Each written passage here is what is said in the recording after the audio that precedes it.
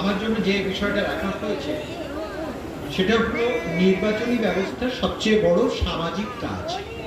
আমাদের দেশে যে ভাবনাটা তৈরি হয়ে আছে যে আমরা কথায় কথায় বলি পলিটিক্স শব্দের মানে রাজনীতি, আমরা কথায় কথায় বলি শাসক দল, আমরা কথায় কথায় বলি যারা ক্ষমতায় আছে। আমি কয়েকটা বিষয় আপনাদের কাছে একটু ভাবতে বলবো এবং আমি এগুলো লিখতেও শুরু করেছি, প্রচার করতেও শুরু করেছি। কারণ যে বিষয়গুলো আমাদের মধ্যে ভাবানো হয় না, মানুষের কাছে প্রচার করা হয় না, সেই বিষয়টা আমি একটু আপনাদের কাছে বলছি। যেমন ধরুন, আপনার অঞ্চলে স্কুল করা হবে, একটা কলেজ করা হবে, একটা হসপিটাল করা হবে, একটা রাস্তা হবে, জলের লাইন হবে। আচ্ছা, এই কাজগুলো কি সামাজিক কাজ নয়? কি বলেন আপনারা? এটা সামাজিক কাজ তো?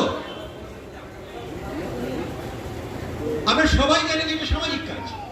তাহলে এটা যদি সামাজিক কাজ হয়, এই কাজ কে করতে পারে? আপনার অনেক টাকা আছে, আপনি গিয়ে রাস্তা করতে পারবেন? আপনি কি একটা সরকারি জায়গায় স্কুল করতে পারবেন, কলেজ করতে পারবেন? পারবেন না। তাহলে কে পারবে? জনপ্রতিনিধি পারবে, যাকে আপনারা ভোট দিয়ে নির্বাচনী ব্যবস্থার মাধ্যমে যাকে জনপ্রতিনিধি বানিয়েছে তিনি এই কাজটা করতে পারবেন। তাহলে এই যে নির্বাচনী ব্যবস্থায় যোগদান করে সঠিক জনপ্রতিনিধি নির্বাচন করা, এইটা সবচেয়ে বড় সামাজিক কাজ কিনা বলুন?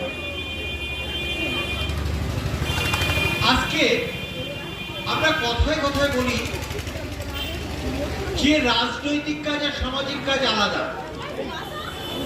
আচ্ছা, রাজনীতি শব্দটা, রাজধর্ম, রাজদণ্ড, শাসক, ক্ষমতা, এই শব্দগুলো কিসের শব্দ?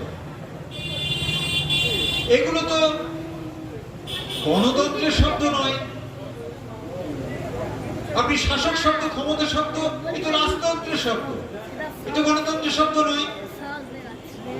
আপনি প্রশ্ন করতেই পারেন, তাহলে গণতন্ত্রের শব্দ কোনগুলো?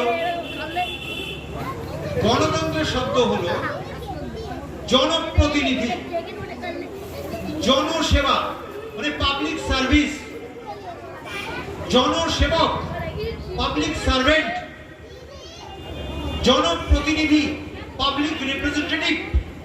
আমরা যদি এটা মাথার মধ্যে না ঢুকিয়ে নিতে পারি, তাহলে আমরা প্রতিদিন প্রতিনিয়ত শাসিত হব এবং শোষিত হব। যে যাদেরকে আমাদের জনসেবার কাজে পাঠিয়েছি, জনসেবক হিসেবে, জনগণের প্রতিনিধি হিসেবে, তারা যদি আমাদের উপরে শাসন করে, শোষণ করে, তাহলে আমরা সেটা কেন মেনে নেব? যে শব্দ, শাসক শব্দ, ক্ষমতা শব্দ, এগুলো রাজতন্ত্রের শব্দ, এগুলো গণতন্ত্রের শব্দ নয়। কারণ শব্দ বিরাট গুরুত্বপূর্ণ। একজন আইএএস অফিসার, একজন আইপিএস অফিসার যিনি রিক্রুট হচ্ছেন, তিনি কোথা থেকে রিক্রুট হচ্ছেন? Union public service commission. একজন ডব্লিউবিসিএস অফিসার কোথা থেকে রিক্রুট হচ্ছেন? West Bengal public service commission থেকে। তিনি কিভাবে রিক্রুট হচ্ছেন? তাকে কি, তার ডেফিনিশন কি? পাবলিক সার্ভেন্ট, জনসেবক। জনগণের সেবা করার জন্য তিনি ওই পদে নিযুক্ত হয়েছেন। যিনি মুখ্যমন্ত্রী, যিনি প্রধানমন্ত্রী, তিনিও পাবলিক সার্ভেন্ট। তিনি যত বড় অফিসারই হন, তিনি পাবলিক সার্ভেন্ট। তিনি প্রধানমন্ত্রী হন আর মুখ্যমন্ত্রী হন, তিনিও পাবলিক সার্ভেন্ট। জনসেবক, জনপ্রতিনিধি, জনগণের সেবা করবেন এবং জনগণের কল্যাণের জন্য এই যে নির্বাচনী ব্যবস্থা, বাবা সাহেব আম্বেদকর যে সংবিধান লিখেছেন, সেখানে কোথাও ভিআইপি কালচার নেই। এগুলো পরবর্তীতে সংযোজন, এগুলো ব্রাহ্মণ্যবাদী ব্যবস্থার সংযোজন। এবং সেগুলো আমাদের মাথার মধ্যে ঢোকানো হচ্ছে প্রতি মুহূর্তে। এর থেকে যদি আমরা না বেরিয়ে আসতে পারি তাহলে আমাদের এই আম্বেদকর চর্চা বৃথা। এটা মনে রাখতে হবে যে আমাদের জনসেবা করার জন্য এই যে নির্বাচনী ব্যবস্থাকে আমরা আলাদা করে দিই, কি বলছি ওটা রাজনৈতিক কাজ, ওটা রাজনীতির কাজ, ওটা আমার কাজ না, ওটা সামাজিক কাজ। আরে আমার এনে স্কুল হবে, কলেজ হবে, হসপিটাল হবে, ভোট দেওয়ার অধিকার রাষ্ট্রপতিও ভোট দিতে যান। তাহলে এই নির্বাচনী ব্যবস্থায় যোগদান এটাই তো সবচেয়ে বড় সামাজিক কাজ। তাহলে আমরা এই ব্যাপারটাকে এইভাবে ভাবি না কেন? তাহলে আমরা কিভাবে নিয়েছি যে রাজনৈতিক কাজে কারা যোগদান করে? রাজনৈতিক কাজে আমরা দেখতে পাচ্ছি যে লড়াই, মারপিট, ঝগড়া, গুন্ডা, বদমাশি, চুরি, ডাকাতি, ছিনতাই এইসব সব হচ্ছে রাজনৈতিক কাজ। কেন ওখানে খারাপ লোক যায়? ওখানে যাস না। তাহলে ওখানে যদি খারাপ লোক যায় সেই লোকগুলো আমাদের উপরে শাসন করবে, আমাদের মাথার উপরে দাপাবে, আর আমাদের শিক্ষিত বুদ্ধিজীবী মানুষ শাসিত হবে, শোষিত হবে। এটা কতকাল? এটা কেন হবে? তাহলে এই ভাবনার পরিবর্তন দরকার কি দরকার না?